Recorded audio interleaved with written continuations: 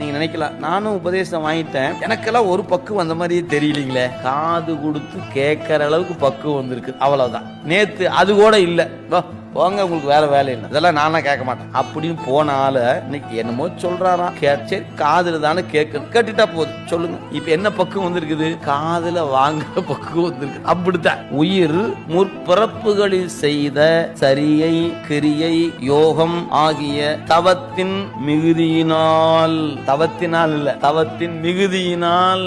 Motor போட்டோம், தண்ணி விரைஞ்சு full ஆயிடுச்சு, வலிஞ்சு கொட்டுது, அப்பதான் வருவாரு. அது மாதிரி நம்மகிட்ட தவம் செய்யணும். இப்பதான் செஞ்சுட்டு இருக்கிறோம், வரமாட்டாரு. அது அப்படியே செஞ்சு செஞ்சு ஃபுல்லாகி கொட்டணும், வெளியில வந்துருவாரியா. மிகுதியினால், தவத்தினால் அல்ல, தவத்தின் மிகுதியினால். அந்த சொல்ல எவ்வளவு ஆழம் இருக்குன்னு பாரு. தவத்தின் மிகுதியினால் எப்படி வருவாரு? குருவுமாய். அப்படியே உரை பாருங்க. பக்குவம் வந்தபோது, இப்ப குரு வந்துட்டார் இல்லையா, எனவே பக்குவம் வந்தபோது